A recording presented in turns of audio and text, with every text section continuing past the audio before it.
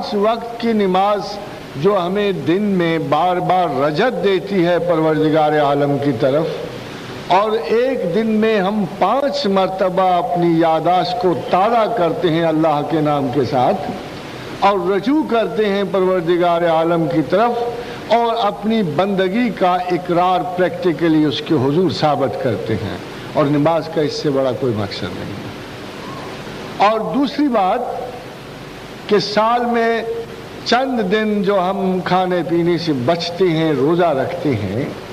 یہ ایک سسٹم کی پابندی کرتے ہوئے ہم اللہ کو مانتے ہوئے اس کی اوقات کار کی اور طریقہ کار کی پابندی کرتے ہیں۔ خواتین و حضرات، دنیا میں کون سا ایسا سسٹم ہے جسے سب چاہیں گے؟ ایسا بھی ہے کوئی جسے اچھا کہیں سبھی؟ وہ چاہے امریکن ڈیموکریسی ہو، چاہے سوشلزم ہو، کمیون سسٹمز ہوں، لبرلزم ہو، کوئی بھی دنیا کا سسٹم ہو، اسے اس کے ملک کے عوام بھی مکمل طور پہ پسند نہیں کرتے۔ اور یہ کبھی نہیں ہوا۔ میں نے ایک امریکن سے پوچھا کہ آپ اپنی حکومت سے خوش ہو؟ تو اس نے کہا کیسے خوش ہیں؟ ہم نے تو برطانیہ سے نجات ہی اس کی ٹیکسیشن کے خلاف لی تھی، اور آج ہماری حکومت ہمیں اسی ایکسیسو ٹیکسیشن کا شکار کر رہی ہے، تو ہم اپنے سسٹم سے کیسے خوش ہوں؟ تو کوئی دنیا میں ایسا سسٹم نہیں ہے، مگر ہماری کمٹمنٹ جو ہے انسٹیٹیوشن سے نہیں ہوتی۔ ہماری کمٹمنٹ ہمیشہ کسی اعلیٰ و بزرگ و برتر مقصد سے ہوتی۔ ایک شخص نے مجھے انگلینڈ سے پوچھا کہ کیا سور یہاں ملتا ہے، اور خنازیر کی کبھی کبھی کباب بھی ملتے ہیں، اور کبھی کبھی بندے کو بڑی ضرورت محسوس ہوتی ہے، تو کیا میں کھا لوں؟ تو میں نے کہا کھا لو۔ تو اس نے مجھے کہا کہ آپ کیا کہہ رہے ہیں، میں کھا لوں؟ میں نے کہا ہاں کھا لو۔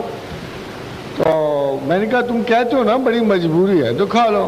تو اس نے کہا اللہ نہیں منع کرتا۔ تو میں نے کہا یار اگر اللہ سے زیادہ محبت ہے تو نہ کھاؤ۔ تو مسئلہ تو اس ذہنی کمٹمنٹ کا ہے جس کی وجہ سے آپ مباحات کو ترک کرتے ہیں یا اختیار کرتے ہیں۔ انسٹیٹیوشن کبھی مسئلہ نہیں ہوا۔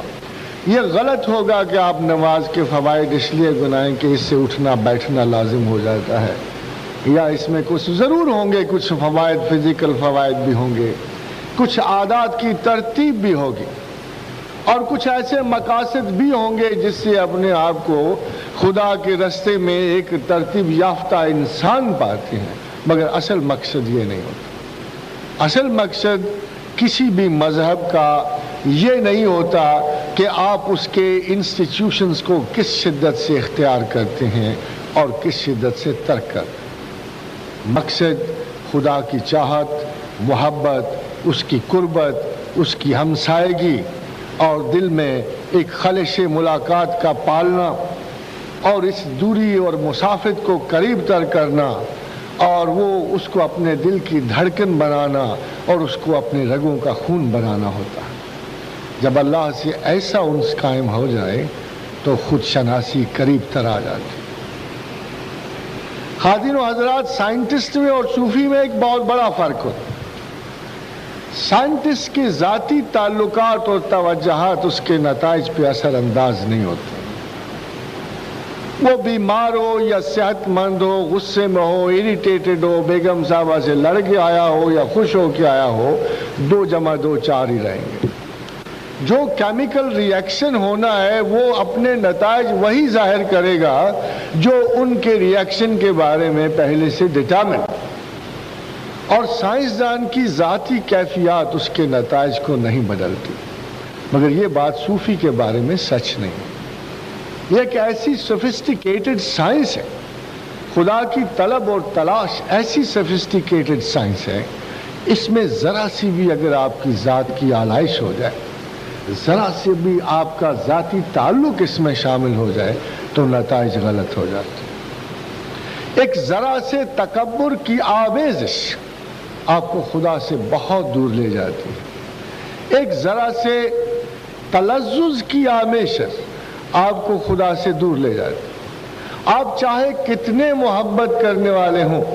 اگر آپ کے ہاتھ میں ویڈنگ والی کینچی نہیں ہے تو آپ کا شعری ذوق آپ کو خدا سے دور لے جاتا ہے. آپ کا کوئی بھی پرسوٹ جو آپ کا آبسیشن بن جائے اس اعتدال سے آپ کو دور لے جائے گا جس اعتدال میں خداوند کریم اپنا خود آپ کو پیش کرتا ہے. تو خود شناسی جو اللہ کے لیے ہو، وہ خود شناسی جس کا مقصد خدا شناسی ہو، اس کا ایک بنیادی اصول ہے، اور وہ بنیادی اصول یہ ہے کہ unsympathetic evaluation of the self، کہ اس خود شناسی کے لیے جو آپ خدا کے لیے کر رہے ہیں، اپنی ذات سے اور نفس سے ہمدردی بہت بڑا گناہ ہے. جب تک آپ اپنی ذات کو محترم سمجھیں گے، جب تک آپ اپنی ذات کو اپنے نزدیک اہم تر سمجھیں گے، اور جب تک دنیا کے مقاصد میں، رسپانسز میں، رویوں میں آپ اپنے آپ کو کسی طریقے سے بھی مظلوم سمجھیں گے تو آپ خدا نہیں پا سکتے. سیلف سمپتھی جو ہے اللہ کے رستے میں سب سے بڑا نفسی جرم ہے. آپ چاہے کتنے بھی سائیکو اینالیسس کر لیں، کوئی بھی نفس کا یہ ظلم جو ہے آپ کو کبھی خدا کے قریب نہیں آنے دے گا. وہ شخص جو سیلف کے ساتھ سمپتھائز کرتا ہے، جو اپنے آپ کو ہمدردی سے ایویلیویٹ کرتا ہے، جو اپنے کسی کیلیبر اور کسی کوالٹی پہ تفاخر کا اظہار کرتا ہے، جو زندگی میں کسی مقصد کی پروجیکشن کو اپنی زندگی کے لیے اہم تر سمجھتا ہے، وہ خدا کے قریب نہیں جا سکتا. وَإِمَّا مَنْ خَافَ مَقَامَ رَبِّهِ، کہ اگر تم اللہ کے سامنے کھڑا ہونے سے ڈرتے ہو تو نَهْيِ النَّفْسَ عَنِ الْهَوَىٰ، تو سب سے پہلے تمہیں اپنی ذاتی ہر اس خواہش کی مخالفت کرنی پڑتی ہے جو خدا کے راستے میں آ جائے، اور دوسرے ہر اس فیشن کی مخالفت کرنی پڑتی ہے جو آپ کو طریق راستی سے دور لے. یہ وہ انالیسز ہے جس کے لیے آپ کو شب و روز کی جد و جہد کرنی پڑتی، وہ طریقہ کار جس میں آپ اپنے اوپر ایک تھرڈ سیلف کو محیط کرتے. جنرلی لوگوں کے دو سیلف کام کر رہے ہوتے ہیں، ایک وہ جو ترغیب نفس دیتا ہے، اور وہ جو ان کو اس ترغیب کے خلاف ہدایت کر رہا ہوتا ہے. مگر مسٹک کا یا خدا شناس کا ایک تیسرا سیلف ہوتا ہے جو دونوں سے انکنسرنڈ ہو کر اپنی ذات کو استہزاء کا، مذاق کا شکار کرتے ہوئے اپنے ساتھ وہ ہر ہمدردی کو منقطع کرتا ہے جو اسے ذرا سی بھی اس کی کیفیت کو موربڈ کر دیتی ہے. اور جب انسان دونوں طرف ہو، خدا کی طرف ہو یا خدا کے خلاف ہو، تو دونوں صورتوں میں اس کی جبلت اور ان کی جبلتیں جب مجتمع ہوتی ہیں، جب کثرت کو پلٹتی ہیں، تو ایک موربڈ سینٹیمنٹل کیفیات پیدا کر دیتی ہیں جو سوائے اس تھرڈ سیلف کے، آبجیکٹو سیلف کے، اور کوئی بھی سیلف جو ہے اس کو منقطع نہیں کر سکتا. تو خود شناسی کا طرف ہو یہ ہے، خود شناسی کا کمال یہ ہے کہ آپ نیکی سے گزر جاؤ اور بدی سے گزر جاؤ. خود شناسی یہ ہے کہ آپ نیکی سے ترفع نہ حاصل کرو اور بدی سے آپ کی رجت نہ ٹوٹے. حتیٰ کہ انسان تجرباتی ادوار میں اپنی کیفیات ذات کے ساتھ، اپنی جبلی اقدار کے ساتھ تمام زندگی ایکسپیریمنٹیشن کرتا ہے گناہ و ثواب میں، مگر اس کا اخلاص اور اس کی توجہ، اس کی محبت خداوند بہرحال اس کے ساتھ سلامت رہتی ہے، اور یہی سبب اس کو اپنی ذات کی اصلاح کا بنتا ہے، اور بالآخر وہ اپنے رب کریم کو پلٹتا ہے. اور اسی نفس کو یہ اللہ نے مخاطب کر کے کہا کہ یا ایتھا النفس المطمئنہ ارجعی الی ربک مرضیہ، کہ اے نفس مطمئن اللہ کو پلٹ اور تو اپنے رب سے راضی ہو اور تو خداوند کریم کا وہ بندہ ہے جس نے اپنے سیلف کو سختی سے، اپنے سیلف کو نان سمپیتھیٹک ایٹیچیوڈ سے مرتب کیا، اور تو نے یہ بات مد نظر رکھی، تو نے اپنی ذات کے نارسسزم سے گریز کیا، اپنی ذات کی محبتوں سے گریز کیا، اپنی امپورٹنسز سے گریز کیا، خلق کے رسپانسز کو انالائز کیا۔ اور بعض اوقات یہ ہوتا ہے کہ ایک آدمی کہتا ہے میں ساری زندگی نیکیاں کرتا ہوں، میں ساری زندگی نیکیاں کرتا ہوں، اور خلق مجھے اس کا رسپانس غلط لوٹاتی ہے۔ خواتین و حضرات، اگر تمام نیکیوں کا مقصد یہ ہے کہ خلق آپ کو رسپانس لوٹائے تو آپ پھر خدا کے لیے کوئی نیکی نہیں کر رہے۔ نیکیوں کا صلہ یا کسی ایمانداری کا صلہ یہ نہیں ہے۔ آپ نے دیکھا ہوگا کہ بہت سارے ایماندار لوگ بڑے سڑے گلے سے ہوتے ہیں، اتنے تلخ مزاج کہ کسی کرپٹ آدمی کے قریب جانا اچھا لگتا ہے، اور کسی ایماندار آدمی کا قرب قیامت کی طرح ہوتا ہے۔ خواتین و حضرات، سوال یہ ہے کہ اگر ایمان میں کوئی خوشی نہیں، اگر ایمان میں کوئی مسرت نہیں، کوئی بہجت نہیں، کوئی انداز اطمینان نہیں، تو پھر کیا وجہ ہے کہ یہ ایماندار لوگ جو ہیں یہ اتنے سڑے گلے کیوں ہوتے ہیں؟ ایسے لگتا ہے کہ خدا نے ان کی ایمانداری کا صلہ جو ہے ان کی پستی فکر میں، ان کی طبیعتوں کی جلن میں، ان کی بغض و کدورت میں رکھ دیا ہے۔ تو دراصل یہ ایماندار نہیں ہوتے، یہ اپنی محنتوں کی ججمنٹ جو ہے اس صلے سے کرتے ہیں جو انہیں خلق نے دینا ہوتا ہے۔ یہ نہ خدا کے لیے ایمانداری کر رہے ہوتے ہیں، نہ خدا کے لیے اپنے ایمان کی کوئی پرکھ کر رہے ہوتے ہیں۔ یہ دراصل وہ سیکولر آنیسٹی ہے، یہ وہ سیکولر آنیسٹی ہے کہ جو ایک بے تحاشا ورکنگ کے بعد، ایک انداز، ایک رسپانسبلٹی کے بعد، مگر ان کی رسپانسبلٹی، ان کی کمٹمنٹ، ان کی ایمانداری کا سنٹر خدا کی رضامندی نہیں ہوتا، بلکہ یہ تمام تر کارکردگی اس لیے ہوتی ہے کہ خلق سے یا آفیسز سے یا انسٹیٹیوشن سے ان کو ایکول رسپانس ملے۔ جب ایسا نہیں ہوتا تو اکثر کے معدے خراب ہوتے ہیں، اکثر کے نروس سسٹم تہوبالا ہوتے ہیں، اور اکثر کی بیویاں ان سے اس لیے بیزار ہوتی ہیں کہ شوہر تو زندگی میں مرحوم ہو چکے ہیں، کبھی چہرے پہ تبسم کی جھلک تک نہیں دی۔ اسی طرح خواتین و حضرات، خلق کے جب رسپانسز ہم چیک کرتے ہیں تو بیشتر لوگ ہم سے یہ گلا کرتے ہیں کہ ہم نے ان کے لیے یہ کیا، وہ کیا، وہ کیا، اور لوگ ہمیں اس کا صلہ یہ دیتے ہیں، ہماری غیبت کرتے ہیں یا ہماری شکایت کرتے ہیں، اور ہمیں رسپانسز اچھے نہیں دیتے۔ خواتین و حضرات، یہ وہ قسم ہے جو اپنے آپ کو شاید پہچانتی نہیں ہے کہ جو نیکی کو خدا کے نام سے منسوب کرنے کے باوجود نیکیوں کا صلہ اللہ سے نہیں طلب کرتا۔ یہ نیکیوں کا صلہ ہر اس عزیز رشتہ دار سے، ہر اس ملاقاتی سے طلب کرتے ہیں جس کے لیے یہ معمولی سی ایگزیجریٹڈ مدد کر دیتے ہیں،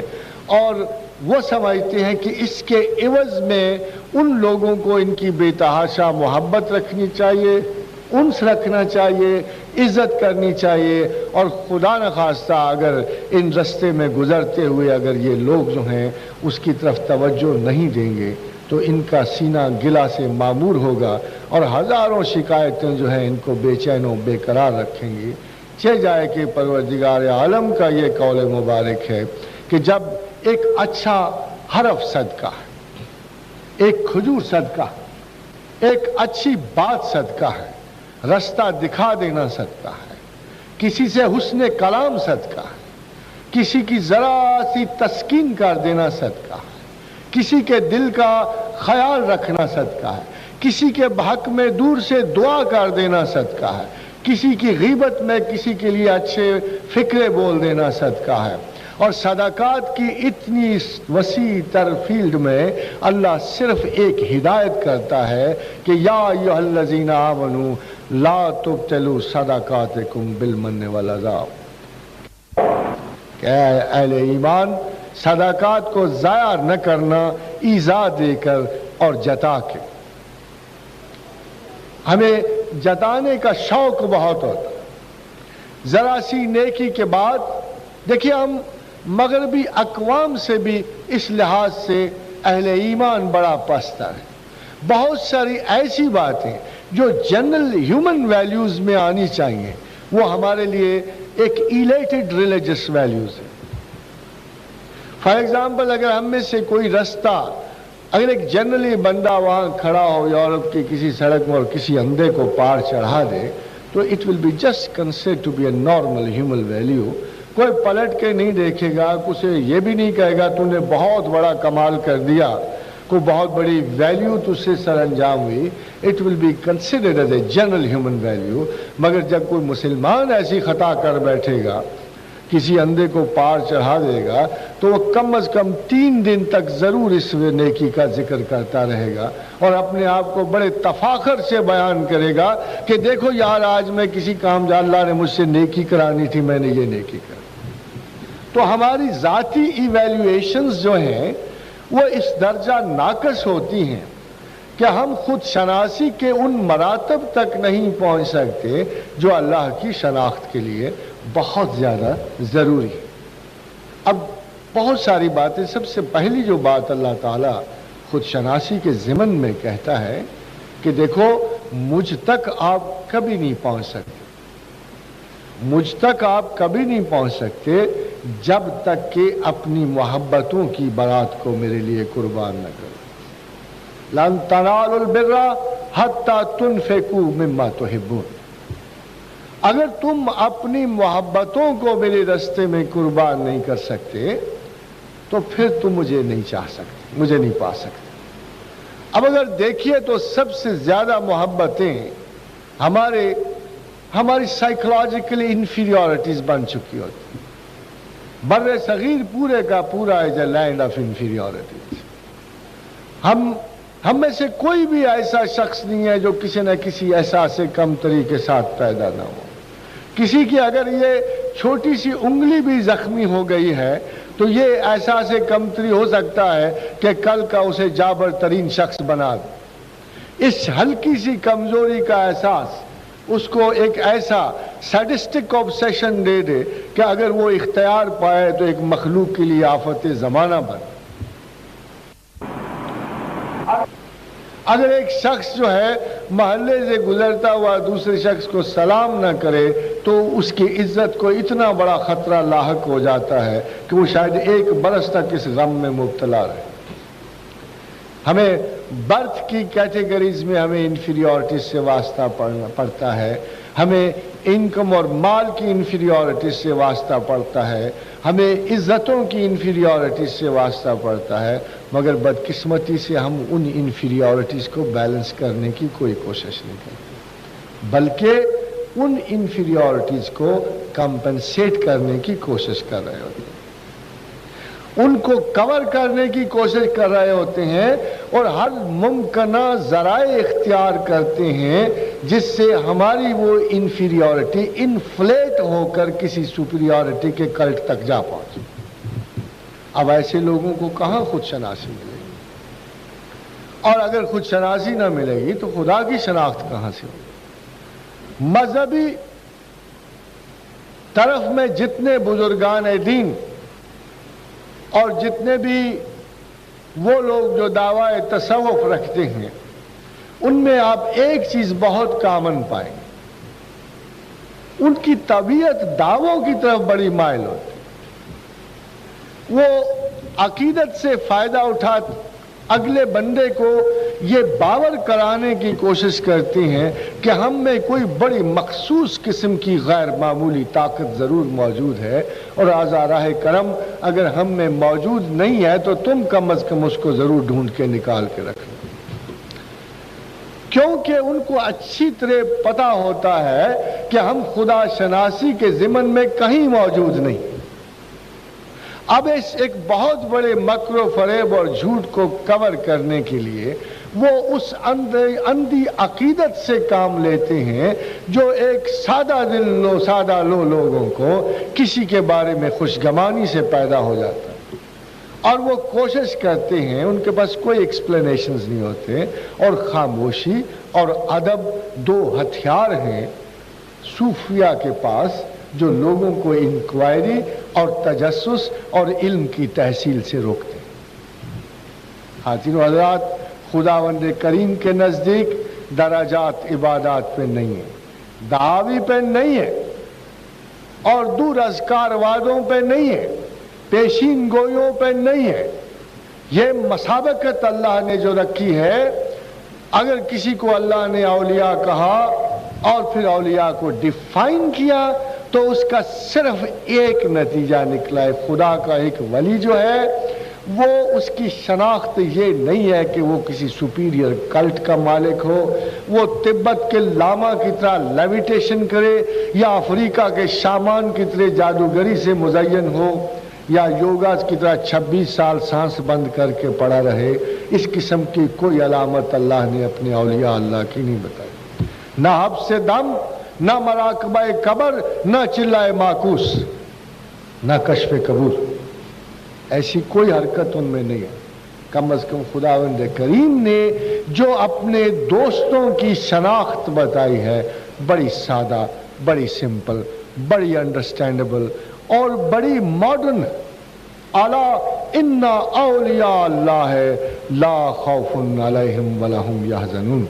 اگر تم نے دیکھنا ہو کہ میرے دوستوں کی پہچان کیا ہے تو وہ دو کیفیتوں سے تمہیں آزاد ملیں گے، وہ فیئرز اور فرسٹریشن سے تمہیں آزاد ملیں گے، وہ خوف اور حزن سے تمہیں آزاد ملیں گے، وہ فیئرز اور فرسٹریشن سے آزاد ملیں گے۔ خواتین و حضرات، اگر اس دور فیئر اور فرسٹریشن میں، اس دور حزن و ملال میں، اس دور میں جہاں ہر بندہ کسی نہ کسی چیز کا شاکی ہے، درد مند ہے، اداس ہے، اگر کوئی ایسا شخص مل جائے کہ جو خود غم و حزن و ملال سے آزاد ہو تو پھر آپ اس کو خوب اچھی طرح سمجھیں کہ یہ اور ہو ہی کوئی نہیں سکتا سوائے اس کے کہ خدا کا یہ دوست ہے۔ مگر حزن و ملال کی برات تک پہنچنے کے لیے خود شناسی کے ایک ایک پل کو ہمیں ایک ایک مرحلے کو طے کرنا پڑتا ہے۔ اداس وہ نہیں ہوتا جو اداسی کی ہر قسم جانتا ہے، اور نہ صرف جانتا ہے بلکہ اداسی کے ہر پہلو سے گزرتے ہوئے، حزن و ملال کے ہر پہلو سے گزرتے ہوئے وہ طبعی انالیسس کے ساتھ وہ اس کی وجہ جانتا ہے، وہ دل میں اس زمین کے قطعے کو اچھی طرح جانتا ہے جس میں کسی خارجی اداسی کا بیج آ کے پڑتا ہے۔ ہمارا دل اللہ کی زمین ہے، اور شیخ عبد القادر جیلانی فرماتے ہیں کہ ملکہ سبا کی جب آیت اتری اور جب ہدہد نے خط ڈالا ملکہ سبا کے دہلیز پر، صبح اس کو خط ملا انہ بن سلیمان انہ بسم اللہ الرحمن الرحیم، تو صبح اس نے اپنے لوگ طلب کیے، درباری طلب کیے، تو کہا دیکھو میرے پاس ایک بڑے زبردست بادشاہ کا خط آیا ہے،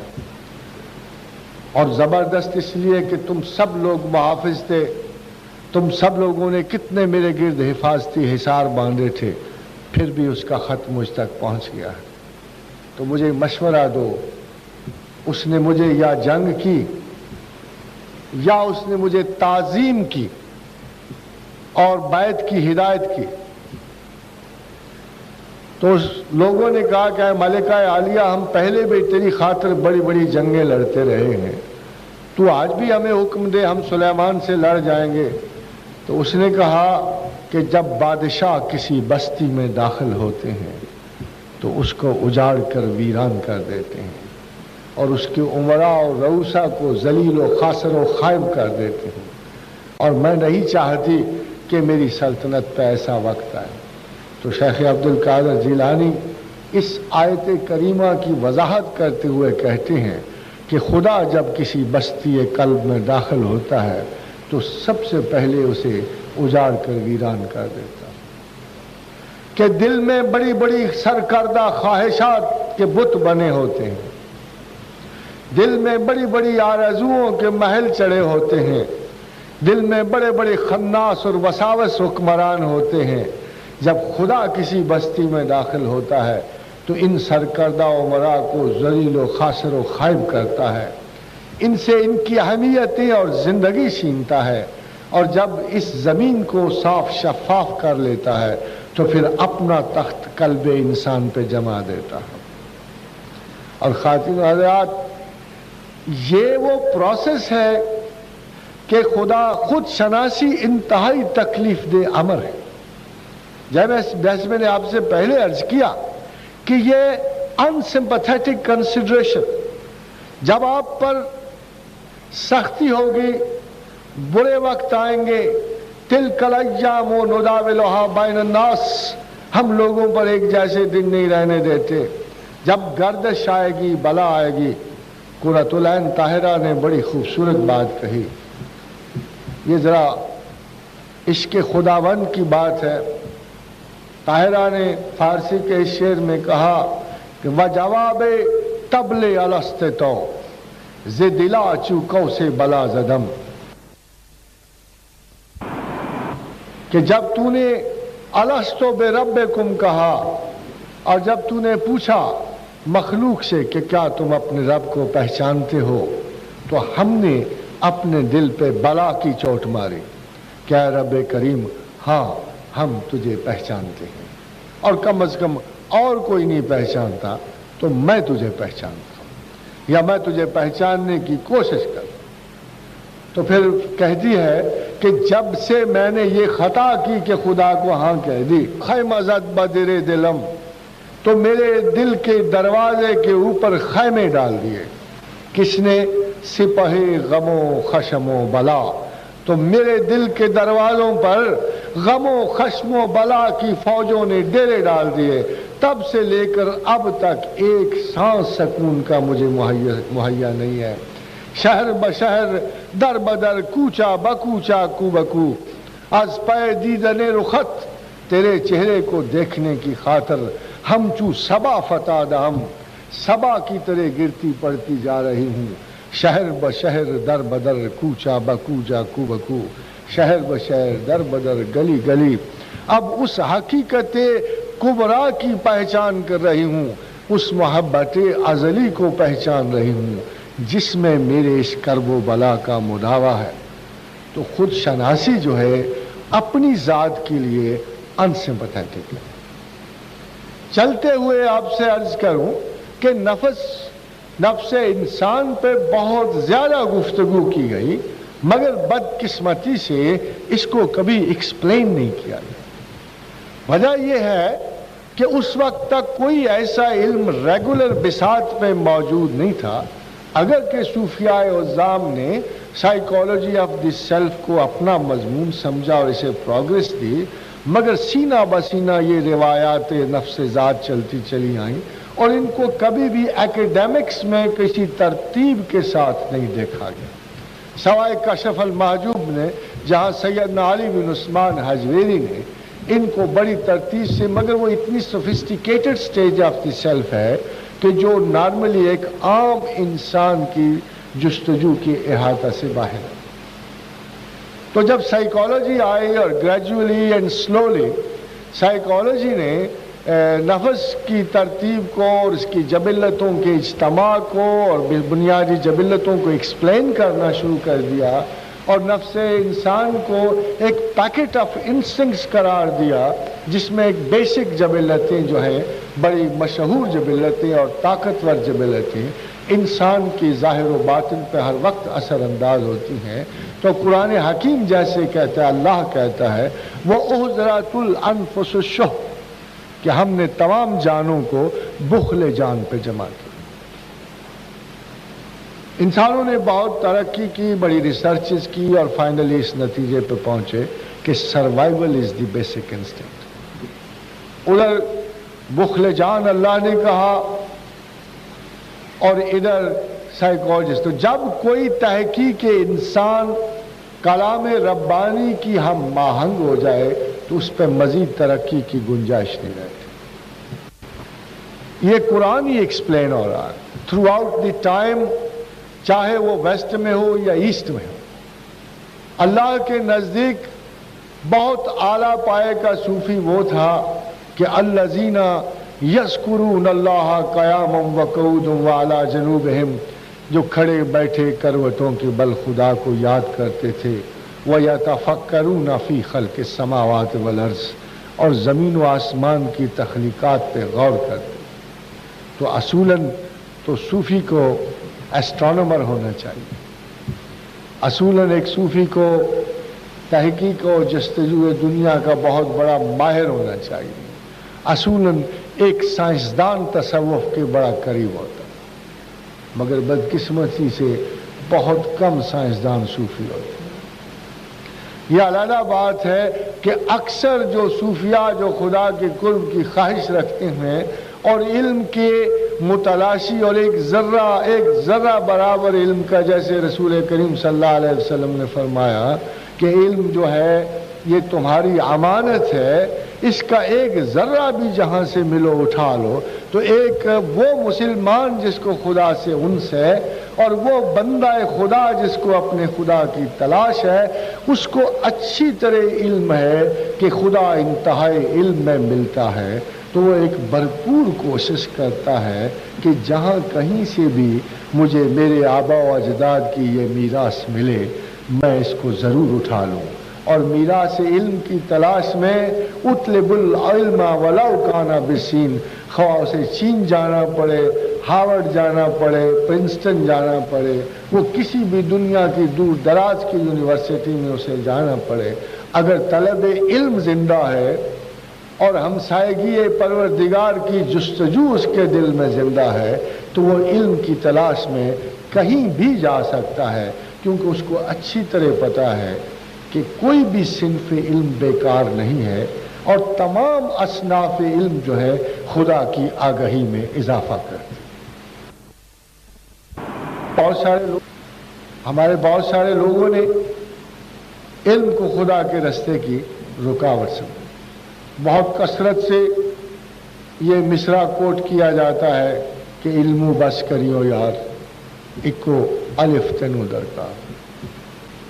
اگر آپ غور کیجئے تو بلے شاہ کا یہ شعر جو ہے پیراڈاکس، اٹس اے پیراڈاکسیکل، کہ ایک طرف وہ یہ کہتا ہے کہ علم بس کریو یار، دوسری کہتا ہے اکو الف تینو درکار۔ تو انفیکٹ ایک الف کے لیے جتنی جد و جہد علمی چاہیے، اشارتاً وہ یہ کہتا ہے کہ جو تو حاصل کر رہا ہے اور جو تو علوم کی شناخت حاصل کر رہا ہے، نہ تجھے خود شناسی کو لے جاتے ہیں نہ خدا شناسی کو لے جا رہے ہیں، تو جب تک تیری عقلی پرائیورٹی کا تعین نہیں ہوگا، نہ تو خود شناس ہوگا نہ تو خدا شناس ہوگا۔ اور تمام تر علوم ظاہرہ اور باطنہ میں تمام تر خود شناسی کا تعین جو ہے آپ کے ذہن کی اس پرائیورٹی سے ہوگا جس کے تحت آپ اپنی اسٹڈی آف دی سیلف میں مبتلا ہیں۔ کس مقصد کے لیے آپ اپنے کتاب حیات کو پڑھنے کی کوشش کر رہے ہیں، کس مقصد کے تحت آپ اپنی ذات کے انکشافات کو یہ آگے بڑھانے کی کوشش کر رہے ہیں، وہ کیا حقیقت ہے جس جستجو میں آپ اپنی رکاوٹوں کو، ان رکاوٹوں کو دیکھ رہے ہیں جو آپ کی طلب خداوند میں حائل ہے۔ تو دراصل جس ذہن کی پرائیورٹی اللہ ہوتی ہے، اور یہ کیوں ہوتی ہے، یہ نہیں کہ میں اس پرائیورٹی کا تعین کر رہا ہوں، بلکہ جس خداوند کریم نے ہمیں زندگی بخشی ہے، جس نے اس کیمپ میں ہمیں عارضی مستقر بخشا ہے، اس نے پوری عقل و معرفت کی ڈسٹنی کا تعین بھی کر دیا۔ اس نے آپ سے قطعاً نہیں کہا کہ آپ رزق کے لیے پیدا کی گئے، اس نے بالکل آپ سے یہ نہیں کہا کہ آپ چند ایک فیزیبل ذمہ داریوں کے لیے تخلیق کیے گئے، اس نے یہ نہیں کہا، اس نے کہا یہ تو سب میرا کام ہے، یہ میرا کام ہے۔ وہ جو آپ کا لٹرل فیتھ ہے اور وہ جو آپ کا کبھی پریکٹیکل فیتھ نہیں ہوتا، وہ اللہ بات کرتا ہے کہ رزق میں دیتا ہوں، بیوی میں دیتا ہوں، بچے میں دیتا ہوں، ہسبینڈ میں دیتا ہوں،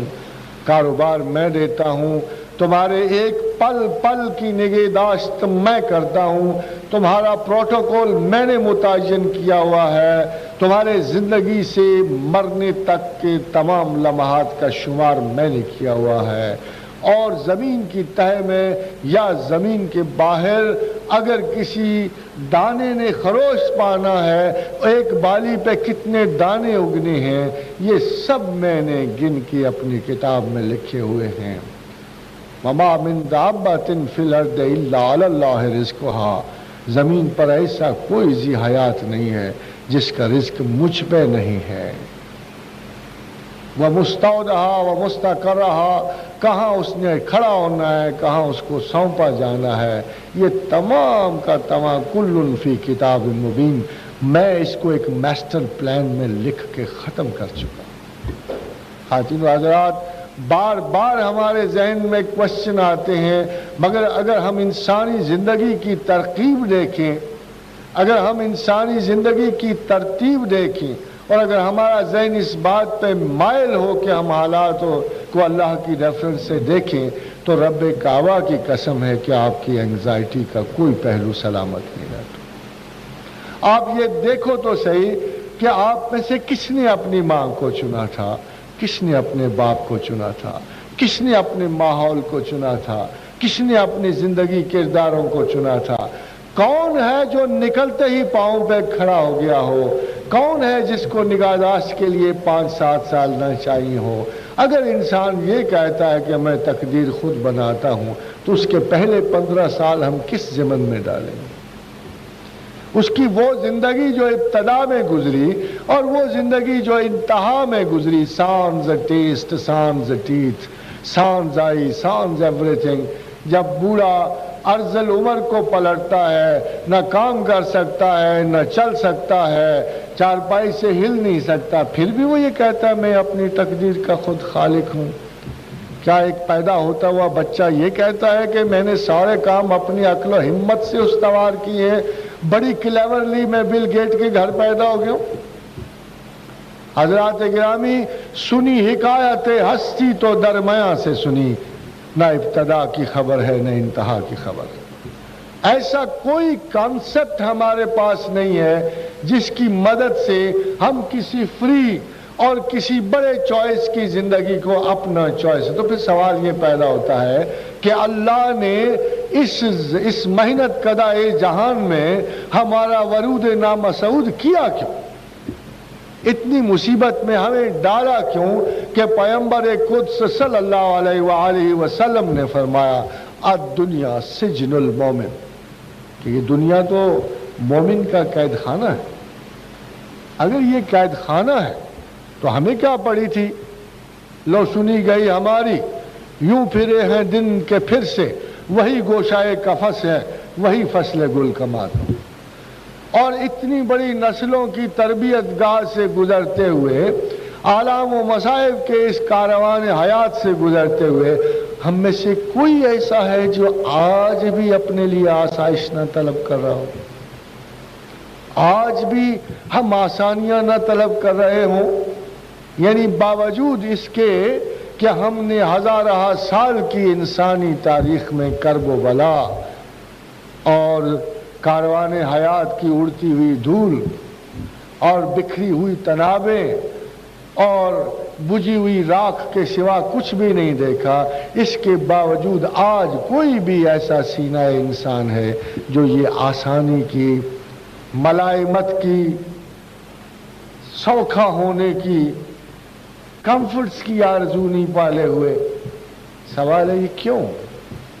آخر ہمارے پاس ایسی کیا چیز ہے؟ آخر کیا کارکردگی تھی؟ کس لیے ہم آئے؟ کس لیے ہم آگے بڑھیں گے؟ کیوں لوٹنا ہے ہمیں؟ تو خواتین و حضرات، ذرا قرآن حکیم پہ نظر ماریے تو وہ آپ کو کہتا ہے کہ سب سے پہلے تو میں نے امانت علم جب پیش کی اور تمام مخلوقات پہ پیش کی، آسمان اور آسمانوں کی مخلوق پہ پیش کی، زمین اور زمین کی مخلوقات پہ پیش کی، پہاڑوں کی مخلوقات پہ پیش کی، اور ان کو ایک چوائس دے دیا کہ یہ اہلیت تمہیں سارے عالم سے ممتاز کر دے، یہ صلاحیت جو میں تمہیں بخش رہا ہوں یہ تمہیں اشرف المخلوقات کر دے گی، مگر اس کے پراپر استعمال کے نہ ہونے سے تمہیں کسی نہ کسی عذاب کا منہ ضرور دیکھنا پڑے۔ سارے بھاگ گئے، کوئی بھی رسک لینے کو تیار نہیں تھا۔ وَحَمَلَهَا الْإِنسَانُ، انسان بڑی جلدی میں آگے بڑھا، اس نے کہا مسئلہ ہی کوئی نہیں ہے، مسئلہ ہی کوئی نہیں ہے، ٹارگٹ تو عقل کا یہ ہے نا کہ اللہ کو پہچاننا ہے، اور یہ کیسے ہو سکتا ہے کہ ہم اللہ کو نہ پہچانیں؟ تو اس نے آگے بڑھ کر کہا یہ عقل و معرفت مجھے دیجئے، میں اس کے اہل آپ کو ثابت کروں۔ تو خدا کہتا ہے اِنَّهُ كَانَ ظَلُومًا جَهُولًا، یہ ظالم اور جاہل نکلا، اس نے اپنے آپ کو اوور ایسٹیمیٹ کیا، اس نے اپنے جاب کو انڈر ایسٹیمیٹ کیا۔ ظالم اور جاہل کا مطلب یہ ہے کہ اس نے اپنے جاب کو انڈر ایسٹیمیٹ کیا اور اس نے اپنے آپ کو اوور ایسٹیمیٹ کر لیا۔ خود شناسی کا سب سے بڑا مسئلہ یہ ہے کہ اوور ایسٹیمیٹ سے بچنا اور انڈر ایسٹیمیشن کو برابر اور اعتدال پہ لانا۔ رسول اکرم صلی اللہ علیہ وآلہ وسلم کی مسلسل 8 احادیث مسلم اور بخاری میں ارشاد فرمایا اعتدال اختیار کرو، اور اگر مکمل اعتدال نہ اختیار کر سکو تو اس کے قریب ترین رہو۔ اعلیٰ حضرت حضور وہ پہلے پیغمبر ہیں، پہلے انٹلیکچوئل ہیں جنہوں نے یہ ہمیں بتایا ہے کہ اعتدال فکسٹی نہیں ہے، ایک دائرہ ذہن ہے، ایک اختیار ہے۔ جب تک آپ اعتدال کا بارڈر نہیں کراس کرو گے آپ بے اعتدال نہیں ہوگے۔ اور اعتدال ایک ججمنٹ کی کوالٹی ہے جو خود شناسی پہ رول کرتی۔ اعتدال وہ کوالٹی ہے جس کو ججمنٹ بنا کر آپ زندگی کی ہر خواہش میں اعتدال پیدا کر سکتے ہیں۔ جب آپ بیلنس کی تلاش کریں گے اور خدا کے رستے میں، وہی لوگ ترقی یافتہ ہیں جو علم اور اعتدال پہ ہوتے ہیں۔ نرفع درجات من نشاء وفوق کل ذی علم علیم، کہ ہم نے بلا شبہ درجات علم پہ بنائے ہیں، عبادات پہ نہیں بنائے۔ اور علم جوں جوں بڑھتا ہے انسان اتنا معتدل ہوتا ہے، مگر علم کے حصول میں سب سے بڑی تکلیف ہمارے نفس کو ہوتی ہے۔ یہ مہذب ہونا نہیں چاہیے، یہ جبلی اقدار کا پیکٹ ہے۔ اور خود شناسی کے رستے میں سب سے بڑی چیز جو حائل ہے، کچھ چیزیں بڑی واضح، جھوٹ بڑا واضح، دھوکہ دہی بڑی واضح، مگر جب بات باریکیوں تک جاتی ہے، جب جبلتیں انٹر مکس ہوتی ہیں اور ایک انٹر پلے شروع ہوتا ہے اور ڈیلیکیسیز آف ایگزیبیشن اور نارسسزم شروع ہوتا ہے، تو اتنے خفیہ اور تاریک خانوں سے ہماری جبلتیں ابھرتی ہیں جو کسی وقت بھی ہماری سیف ساؤنڈ اور معتدل اپروچ کا خاتمہ کر سکتی ہیں۔ اور یہ خود شناسی جو ہے ایک لیٹر سٹیج پہ یہ خدا کے قریب لے جاتی ہے، because it is one of the most delicate and most difficult test of the human judgment. سیدنا شیخ عبد القادر جیلانی کا ارشاد گرامی ہے کہ 99% لوگوں میں اللہ کا انٹرسٹ بہت کم ہوتا ہے، ان کو چاہیے کہ اچھے لوگوں کو فالو کریں، مگر وہ لوگ جو اپنی عقل پر نازاں ہیں، وہ لوگ جو سمجھتے ہیں کہ ان کی عقل چالاک جو ہے بہت ساری گتھیوں کو سلجھا سکتی ہے، وہ لوگ جو اپنے آپ کو دوسروں سے ذہنی صلاحیتوں کی بنا پہ ممتاز سمجھتے ہیں، وہ لوگ جو تکبرات عقل خفی اور جلی میں مبتلا ہوتے ہیں، ان کو یہ بات سمجھنا بڑا لازم ہے کہ شیخ عبد القادر جیلانی ارشاد فرماتے ہیں کہ 99% لوگوں میں خدا کا انٹرسٹ بڑا کم ہوتا ہے، مگر وہ لوگ جو ذہنی صلاحیتوں سے دوسرے سے ممتاز ہوتے ہیں اللہ ان کو نفیس تر امتحانوں سے گزارتا ہے، باریک تر نفیس تر پیچیدگیوں سے گزارتا ہے۔ دیکھیے اللہ کیا کہتا ہے، جنرل کہتی وَلَنَبْلُوَنَّكُمْ، بلا شبہ ہم آزمائیں گے، مجھے آسمان ہے، مجھے نہیں آتا، آپ 1000 بار ادا کرے اللہ کا آسمان ہے، کیونکہ موومنٹ نیچر کے لیے پریکٹیکل لیکن ایسے اس کو کوئی کرے اقرار باللسان میں نجات ضرور ہے مگر اسی اللہ کو کوئی کرے۔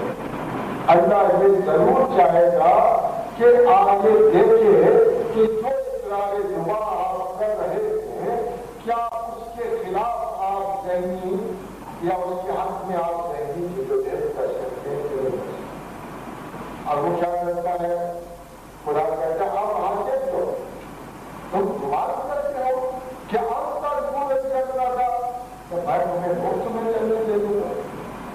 تم دعا کرتے ہو کہ میں تمہیں مفت میں چلنے دے دوں گا، اب حاصل تمہاری تک کوئی جب مجھنا تھا ولما یاتکم مثل الذین خلوا من قبلکم، تم سے پہلے بھی بڑی امتیں گزری، بڑے انہوں نے خدائی دعوے کیے، بڑا اپنے آپ کو مسٹک کہا، بڑی نامداری کی تلاش کی، سیلف پروجیکشن کو خدا کی تلاش سمجھتے رہے، پھر میں نے آسمان میں کہا چلو دعوائے شناخت تو ہے، تھوڑا سا آزمائے مَسَّتْهُمُ الْبَأْسَاءُ، پھر انہیں بیماریوں کو سنتے تھے، لڑائی جھگڑوں کے سنتے تھے، وَالضَّرَّاءُ انہیں ضرر سے چھوا، وَالزُّلْزِلُوا انہیں زلزلوں میں ڈالا، حَتَّىٰ يَقُولَ الرَّسُولُ وَالَّذِينَ مَعَهُ آمَنُوا، حتیٰ کہ پیغمبر کی پکارتے اللہ نے یہ آزمائشیں کبھی ختم ہوگی نہیں، وَالَّذِينَ آمَنُوا مَعَهُ کہ بتا نہ سوچا اے پروردگار مسائل تو آ رہے ہیں، آزمائشیں تو آ رہی ہیں، جھٹکے تو لگ رہے ہیں، زلزلے تو آ رہے ہیں، مدد کیا پہنچے؟ تو خدا کہتا ہے الا ان نصر اللہ قریب، تمہارا ضرب جہاں ختم ہونے کو آتا ہے میری مدد کا اسے میں نے نہیں۔ سائنٹیفک پروسیس میں مداخلت نہیں ہو سکتی، ایک کورس کو کمپلیٹ ہونا ہوتا ہے، 1.25 سال میں 2 سال کا کورس نہیں ختم ہو سکتا، وہ بڑی ایمرجنسی ہو، کہیں اچانک نجات کے باعث بنانا ہو، لوگوں کا بڑا رحم و کرم ہو، زمانہ آخر میں کچھ لوگ جو ہیں ایسے ہی گزار دینے ہوں بغیر آزمائش کے تو وہ بڑے خوش نصیب لوگ ہوں گے، مگر خدا اپنی میعاد امتحان کو پورا کرتا ہے اور پھر کہتا ہے وَلَنَبْلُوَنَّكُمْ بِشَيْءٍ مِّنَ الْخَوْفِ وَالْجُوعِ وَنَقْصٍ مِّنَ الْأَمْوَالِ وَالْأَنفُسِ وَالثَّمَرَاتِ، بلا شبہ بخشیں گے نہیں، ہر آدمی کو آزمائیں گے، ہر بڑے چھوٹے کو آزمائیں گے، بھوک سے، اموال کے نقص سے، ان کی محبتوں اور نفرتوں سے، نفس کی کیفیتوں سے آزمائیں گے۔ ہاں ایک نجات کا پہلو ہے، جلدی سبق پڑھ لو جلدی چھٹی ہو جائے گی، اگر آپ جلدی یہ بات سمجھ لو جو اللہ کہہ رہا ہے، اگر آپ اچھی شناخت والے ہو، آپ اپنے آپ کو اچھی طرح جانتے ہو، خدا کو اچھی طرح جان، جلدی سبق پڑھ لو جلدی آپ کلاس میں پاس کر دیے جاؤ گے، اور اگر اٹکے رہو گے اور روتے رہو گے اور خدا کے سوا آسرے ڈھونڈتے رہو گے تو پھر آپ بالکل اسی کیفیت میں ہزاروں برس بھی رہ سکتے ہو اور اللہ کبھی آپ کو نجات نہیں دے گا۔ وَبَشِّرِ الصَّابِرِينَ الَّذِينَ، یہ کہتا ہے کہ میری طرف سے بشارت دو ان لوگوں کو جنہوں نے اپنا سبق اچھی طرح پڑھا اور یہ جان گئے کہ یہ ابتلا اور یہ امتحان جو ہمارے نفسی کیفیتوں کو تہو بالا کر رہا ہے، جس نے اپنے نفس کو فہمائش کی، نصیحت کی کہ اے بدبخت وہ پرفریب ساعتیں چھوڑ دے، اب تسلیم کو آ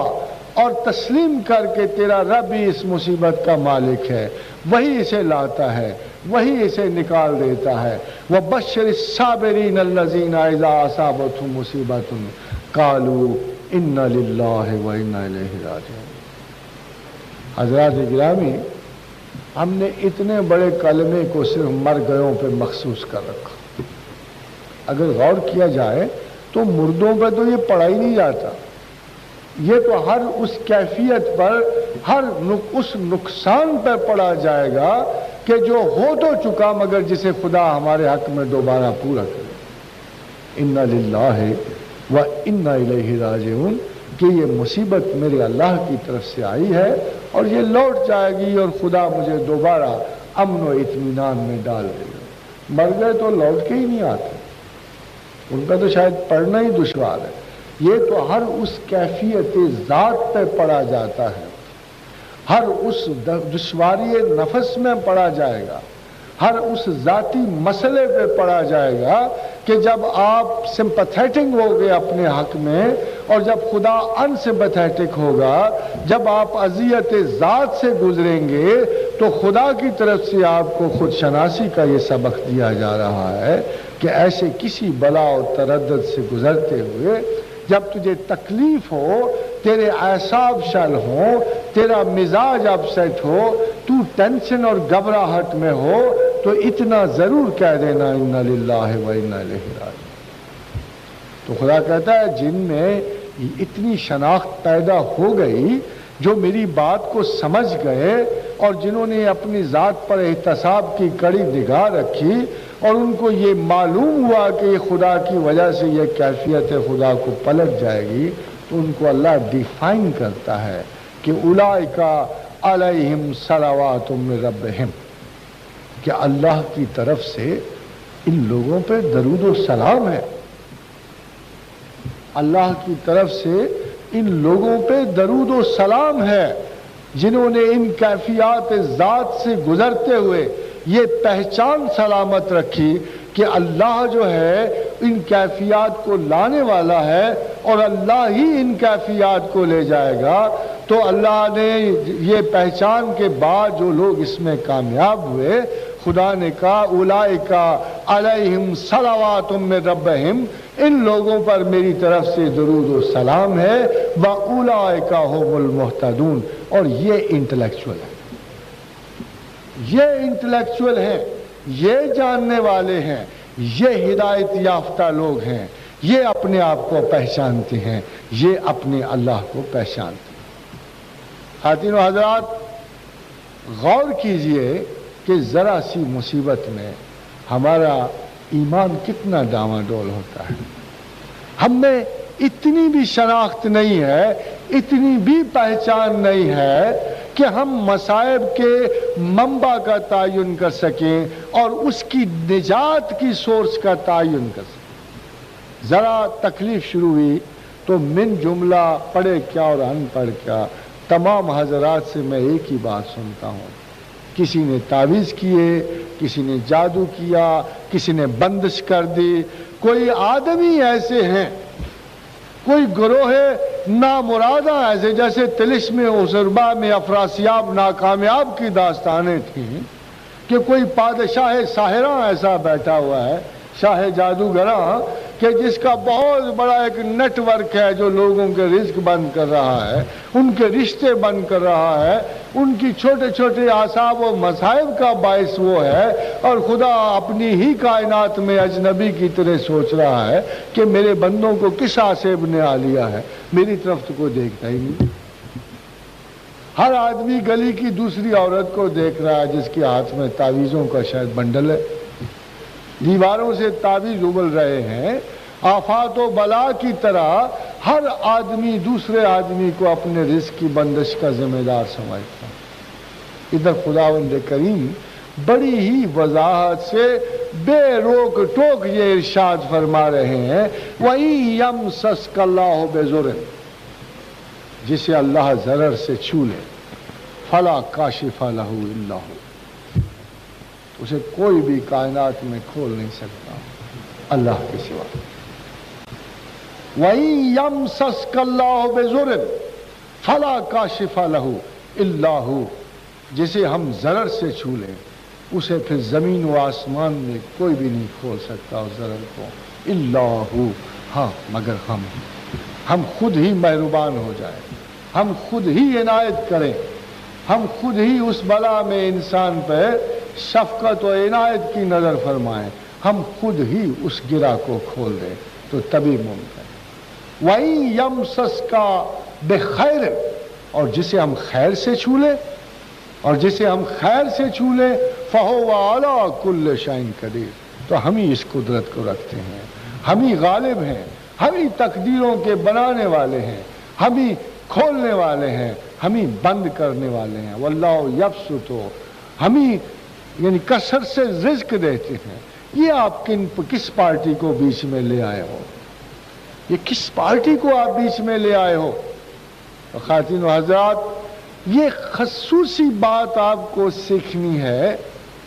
کہ آپ اپنی اس وہم و وسوسہ کی سرزمین کو جب تک آپ اپنی شناخت ذات سے دور نہیں کریں گے، ایک تو زندگی جا رہی ہوتی ہے، اسباب رزق محدود ہو رہے ہوتے ہیں، آزمائش و بلا کا وقت ہوتا ہے، اور دوسری دیکھیں کتنی بڑی آفت ہوتی ہے کہ ہاتھ سے ایمان جا رہا ہوتا ہے،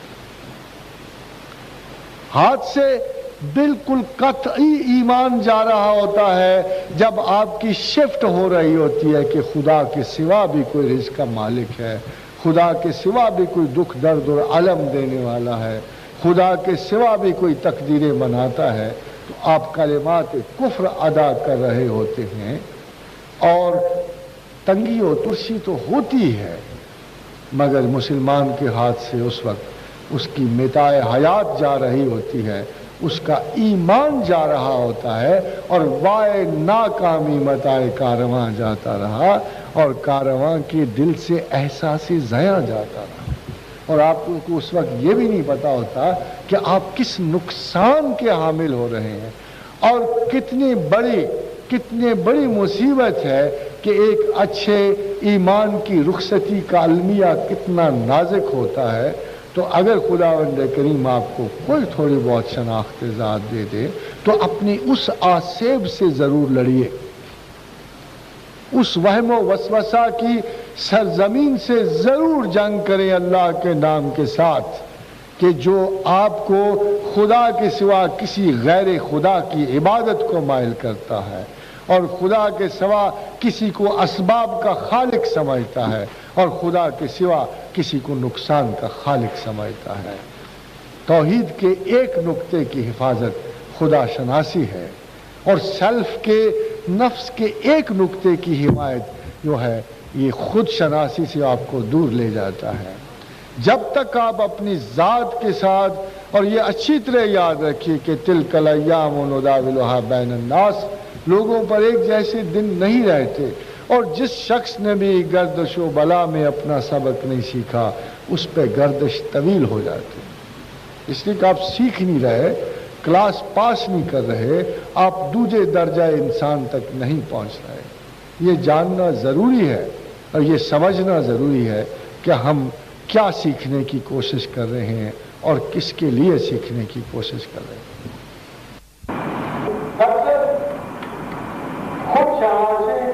صرف ایک سے ترتیب ذات میں ڈھلتی ہے کہ اگر آپ کی کب پر آئے انٹلیکچوئل کیوریوسٹی کا مرکز کھلا تو پھر جو نظر آپ اپنے سر پہ ڈالیں وہ ان رستوں کو ڈھونڈیں کو جو خدا کی طرف جاتے ہیں، اور ان رستوں کی حفاظت کریں گے جو خدا کی طرف نہیں جاتے، تو اس کو ہم خود شناسی کا محور پائیں گے۔ سیلف کو آپ نیگیٹ کریں گے، اور سیلف کی ہر اس کوشش کو جو غیر مہذب طور کو آپ پر بلیف سے، اعتقاد سے، خدا پر ایک یقین کامل سے دور لے جائے گی، تو آپ خود شناسی سے بھی فارغ ہو رہے ہوتے ہیں اور خدا شناسی سے بھی دور جا رہے ہوتے ہیں۔ یہ انتہائی ضروری امر ہے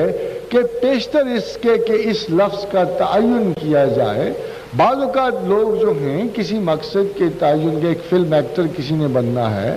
کسی نے کسی ڈائریکٹر جنرل بننا ہے، اور وہ اپنا تجزیہ کرتا اور کہتا ہے دیکھو یار میری یہ عادتیں مجھے بڑا افسر نہیں بنا سکتی، تو اس بڑی افسری کی خصائص حاصل کرنے کے لیے چھوٹے افسر کو اپنے اندر سے قتل کرتا رہتا ہے۔ یہ بھی خود شناسی کی ایک قسم ہے کہ وہ اپنے لیے رویوں کو مرتب کرتے ہیں کسی اعلیٰ ترین منصب کی تخلیق و ترتیب کے لیے، مگر یہ خود شناسی آپ کو خدا تک نہیں پہنچاتی۔ اور نفسیات اور سائیکالوجی جو انسان کی تحقیق کرتی ہے اور بڑی ایڈوانس اس کی تحقیق پہنچ چکی ہے، بہت سارے وہ پیرا سائیکولوجیکل علوم جو پہلے غیب و شہود میں سمجھے جاتے تھے، اب وہ تمام کے تمام پیرا سائیکولوجیکل سچویشن سائیکولوجیکل ہو چکی ہیں،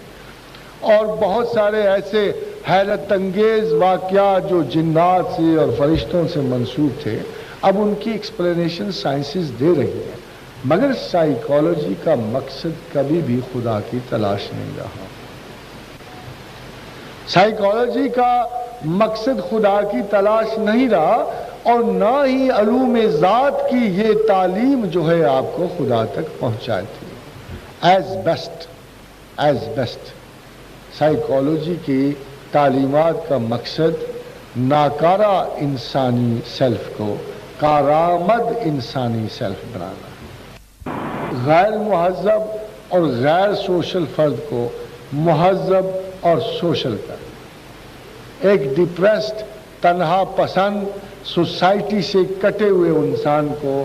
ایسی تعلیم، ایسی سجیشن دے کے دوبارہ سوسائٹی کا کارآمد فرد بنانا ہے، مگر خدا کی طرف لے جانا سائیکالوجی کے علوم میں داخل ہے۔ بہت عرصہ پہلے میں نے ایک چھوٹا سا جملہ کہا تھا کہ psychology if applied to others is a science, if applied to one's own self is mysticism۔ جب ہم دوسروں پہ اس کو ایگزیبٹ کرتے ہیں، ان کو ایک کارآمد زندگی کا رستہ بنائے، مگر جہاں سائیکالوجی کی حدود ختم ہوتی ہیں، جہاں ایک ناکارہ سیلف بیٹر سیلف بن جاتا ہے، تو مصیبت یہ ہے کہ خدا کے حضور ناکارہ ہو یا بہتر سیلف ہو، ہر حالت میں سیلف ہی رہتا ہے، اور اللہ نے اس سیلف کو بھی ناکارہ کہا جو بہتر ہے، جو وجاہت طلب ہے۔ امام حجت الاسلام محمد بن احمد الغزالی کا قول مبارک ہے کہ آخری چیز جو سینہ انسان سے نکلتی ہے حب جاہ ہے، سائیکالوجی سے ورچو قرار دیتی۔ ڈیل کارنیگی آپ کو 100 کتابیں لکھ کے دے گا، پرومیننٹ ہونے کی صلاحیتیں بتائے گا، چھوٹے سے منصب سے ترقی پا کر اعلیٰ ترین منصب تک پہنچنے کی طریقے بتائے گا، وہ سازشیں بھی آپ کو بتائے گا جو آپ دوسروں کے خلاف کریں گے، وہ ٹانگیں جو آپ نے اپنے رستے میں لوگوں کی کھینچنی ہیں، وہ غیبتیں جن کے شکار آپ ہوں گے اور افسروں کے سامنے کر کر کے اپنے بھائیوں کو نقصان پہنچا کر بالآخر ایک چھوٹا سا ورکر جو ہے ڈائریکٹر جنرل کے عہدے پہ پہنچ کر جب پیچھے نظر ڈالے گا تو کہے گا کہ سبحان اللہ، میں نے خود شناسی سے اس رتبہ عالیہ کو پا لیا، اور خدا کی طرف سے یہ ججمنٹ آئے گی کہ یہ مردود ازلی جو ہے حماقت کی اعلیٰ ترین معیار تک پہنچ چکا اور اس کا ٹھکانہ جہنم۔ تو خود شناسی کے کچھ پیٹرنز ایسے بھی ہیں جو مختلف ریفرنسز سے ایک آدمی کو خود شناس کر سکتے، مگر جس خود شناسی کا ہم ذکر کر رہے ہیں جو خدا شناسی تک لے جاتی ہے، اس کے لیے ایک پرائیورٹی کا حتمی تعین بہت ضروری ہے کہ یہ جد و جہد، یہ جان پہچان، یہ سیلف کے خلاف سٹرگل آپ کس کے لیے کر رہے ہو۔ تو جب تک آپ کی انٹلیکچول پرائیورٹی جو ہے خدا نہیں قرار پاتی، آپ کی خود شناسی ایک مبہم مفہوم بن کر آپ کے اندر زندہ رہے گی۔ اور یہی خواتین و حضرات، نماز کا وقت بہت قریب ہے اور انشاءاللہ تعالی ہم نماز کے بعد بھی سوال و جواب کے لیے ملیں گے، تو میں مل کر آخری جملے یہی کہوں گا کہ خود شناس ہونا امپورٹنٹ نہیں ہے، بلکہ خود شناسی کے مقصد کا تعین کرنا بڑا ضروری ہے۔ اور جیسے اس موضوع میں ہے کہ خود شناس خدا شناس ہوتا ہے، تو خود شناسی کے چیپٹر کے آغاز سے پہلے ہی آپ کو اس مقصد کا تعین کرنا ہوتا ہے کہ کہ میں اپنے سائیکو انالیسس کا مرکز، میں اپنی ذاتی توجہات کے لیے تجزیے کا مرکز صرف اور صرف خدا کو سمجھتا ہوں. میں اپنے سیلف کی ہر اس حرکت کو نگیٹ کروں گا جو خدا کے رستے میں حائل ہوتی ہے، اور میں اپنے سیلف کی ہر اس حرکت کی تائید کروں گا جو اسے خدا کے قریب تر لے جاتی ہے. وما علینا الا البلاغ. پہلا سوال ہے بڑے اچھے ہمارے دوست ہیں امتیاز بخاری صاحب کا. امتیاز بخاری یہ کہنا چاہتے ہیں کہ خود شناختی اور خدا شناختی کے حوالے سے جو فلسفہ وحدت الوجود اور وحدت الشعور ہے، اس کی کیا اہمیت ہے؟ خاصا حالات عموماً یہ دیکھا گیا ہے کہ ایک زمانے میں بہت سارے کیریبرز اسٹیبلش ہوتے ہیں، نیچرل کیریبرز اسٹیبلش ہوتے ہیں، اور فلسفی جو ہے یہ کسی مسٹک حوالے سے بات کسی کے رد کر دیتا ہے، وہ یہ سمجھتا ہے کہ اس کا محاورہ، اس کی گفتگو یا اس کی تعلیمات بڑی اعلیٰ ترین لیول کی ہوتی ہیں. آج سے بہت بڑے سائنٹسٹ کے بعد آپ مذہب کی باتیں کریں تو وہ اپنی اجب میں یہ کہتا ہے کہ کیونکہ آپ ڈیٹا سے گفتگو کر رہے ہیں اور آپ بے سروں کا باتیں کر رہے ہیں تو آپ ہمیں سیٹسفائی نہیں کر سکتے. اور بہت سارا مسٹیسزم کی ویسے بھی ہیل سے اور سنی سنائی باتوں پہ مشتمل ہوتا ہے. اور آج نہیں، یہ شروع سے ایسا ہے کہ حضرت امام مسلم بن حجاج کا ارشاد گرامی ہے کہ وہ حدیث کی تلاش میں نکلے تو آپ نے فرمایا کہ اہل خیر جھوٹ بڑا ہو. یہ انہوں نے ایک اصولی بات کی ہے. اور خدا کے نام پر مختلف دکانداریاں چمکنی، پھر ان میں چھوٹے چھوٹے طریقے منضبط ہونے، پھر بڑی ایسی باتیں ہوتی ہیں جو آبجیکٹولی کبھی بھی سیٹسفیکٹری نہیں ہوتی. اسی طرح سے جو فلسفی یا سائنسدان یا کسی بھی زمانے کی ایک انٹلیکچوئل فضا ہے وہ اپنے اندر ایک غرور و عجب رکھتی ہے. اور جب خدا کی بات کی جائے یا خدا کا نام کیا جائے، جیسے پروفیسر حود بھائی وغیرہ ہے جو مذہب کے صرف اس لیے خلاف ہیں کہ وہ سمجھتے ہیں کہ ان کی سائنٹیفک انفارمیشن بڑی اعلیٰ درجے کی ہے، اور حقیقت یہ ہوتی ہے کہ کمپیریٹو وہ مذہبی اعلیٰ علم کو حاصل نہیں کر پائے. اگر کسی اسلامک یونیورسٹی کے استاد بیچارہ 2-4 اکیڈیمکس کا پی ایچ ڈی کر ہی گیا تو اس کا قدر مطلب نہیں ہے کہ وہ اس انکوائری کا جواب دے سکے جو ایک سفسٹیکیٹڈ سائنٹیفک ریزننگ سے اوپر. تو بعض اوقات جو ریلیجس ایک پرسن ہے وہ عموماً انہی سوالوں سے پیدا آتا ہے تو وہ یہ کہہ دیتا ہے کہ I believe in God without any reason, جو خدا کے نزدیک سب سے ناپسندیدہ شاہ ہے. کہ انریزنیبل بیس گول کو خدا اتنا غلط سمجھتا ہے کہ یہ اس کی دی ہوئی نعمت کا ایک مکمل انکار ہوتا ہے. اصل و معرفت جو اللہ کو نے اپنے جو اس کو دی ہے اور جو شناخت کے لیے دی ہے، جو نہ شناخت ذات کے لیے دی ہے، اگر آپ اسی کو کوشش کر کے دیجیے خدا کا عقل سے کیا کام ہے یا اللہ کا عقل سے کیا کام ہے یا ایک کو اللہ سے کیا کام ہے، تو خدا لوگوں کے بارے میں کہتا ہے کہ اتنا شرط کہ بدترین جانور میرے نزدیک وہ ہیں جو ہم جو مہروں کی طرح تکلیف کرتے ہیں اور عقل استعمال کرتے ہیں. اسی طرح جب آزمائش کی بات آئی تو خدا نے کریم کے فرماتے ہیں جو ہلاک ہوا وہ دلیل سے ہلاک ہوا، جو زندہ ہوا وہ دلیل سے زندہ ہوا. تو ہر زمانے میں جو مسٹک ہے ایک تو مجموعی علوم کا وہ عالم ہوتا ہے. اسی لیے تصور میں یہ قول مشہور ہے کہ ہر عالم ہوتا ہے اور ہر عالم ہوتا ہے. تو تبھی ممکن وہی یمسس کا بخیر، اور جسے ہم خیر سے چھو لیں اور جسے ہم خیر سے چھو لیں فہو علی کل شیء قدیر، تو ہم ہی اس قدرت کو رکھتے ہیں، ہم ہی غالب ہیں ہم ہی تقدیروں کے بنانے والے ہیں، ہم ہی کھولنے والے ہیں، ہم ہی بند کرنے والے ہیں۔ واللہ یبسط، ہم ہی یعنی کثرت سے رزق دیتے ہیں۔ یہ آپ کس پارٹی کو بیچ میں لے آئے ہو؟ یہ کس پارٹی کو آپ بیچ میں لے آئے ہو؟ خواتین و حضرات، یہ خصوصی بات آپ کو سیکھنی ہے کہ آپ اپنی اس وہم و وسوسہ کی سرزمین کو جب تک آپ اپنی شناخت ذات سے دور نہیں کریں گے، ایک تو زندگی جا رہی ہوتی ہے، اسباب رزق محدود ہو رہے ہوتے ہیں، آزمائش و بلا کا وقت ہوتا ہے، اور دوسری دیکھیے کتنی بڑی آفت ہوتی ہے کہ ہاتھ سے ایمان جائے۔